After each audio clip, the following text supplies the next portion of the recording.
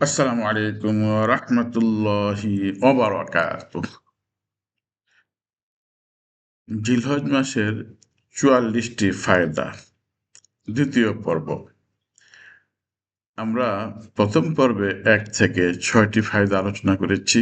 আজকে ৭ নম্বর ফায়দা থেকে আলোচনা শুরু হবে ইনশাআল্লাহ। এই ১০ দিনের গুরুত্বপূর্ণ বেশ কিছু ইবাদত একত্রিত হয়, যা অন্য সময় হয় না। সেগুলো হচ্ছে হাজ, কোরবানি, নামাজ, রোজা, সাদাকাহ ইত্যাদি।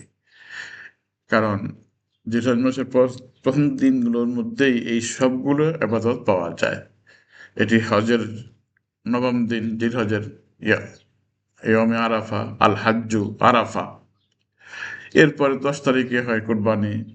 এছাড়া নামাজ, সাদাকা, রোজা এগুলো এই সময় সাধারণ জনগণ, মুসল্লিগণ বেশি বেশি করে থাকেন বিধায় এই জিলহজ মাসের একটা স্বতন্ত্র ফায়দা এটি, বৈশিষ্ট্য এটি যে এই সময় অনেকগুলো আবাদতের সমন্বয় ঘটে। ৮ নম্বর ফায়দা, ১০ই জিলহজের ফজিলত হতে এটিও একটি যে আল্লাহ রাব্বুল আলামিন এই দিবসগুলোর রাতের শপথ করেছেন। মহান আল্লাহ তাআলা ইরশাদ করেছেন, ওয়াল ফাজরি ওয়া লায়ালিন আশর, শপথ ফজরের এবং শপথ ১০ রাত্রির। সূরা ফজর ১ থেকে ২ আয়াত। জমহুর মুফাসসির এবং সালাফদের মতে ১০ রাত দ্বারা উদ্দেশ্য জিলহজ মাসের প্রথম ১০ দিনের রাত। ৯ নম্বর ফায়দা, ১০ই জিলহজের ফজিলত হতে এটিও একটি যে এ দিনগুলো বরকতপূর্ণ দিন।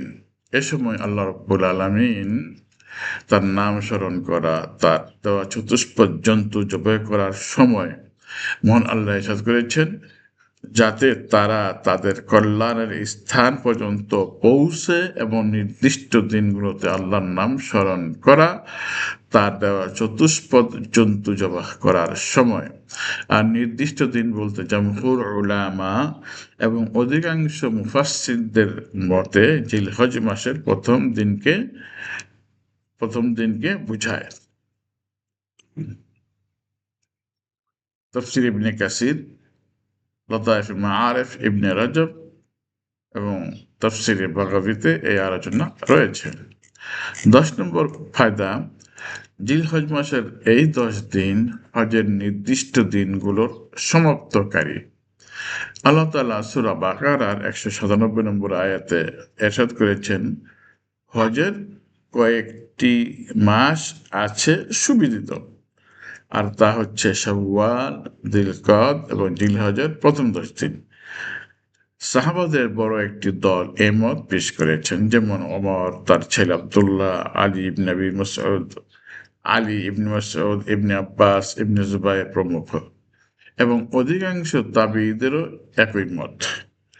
১১ নম্বর ফায়দা, ১০ই জিলহজের ফজিলত হতে এটিও একটি যে এ দিবসে রয়েছে আরাফা বা হজ।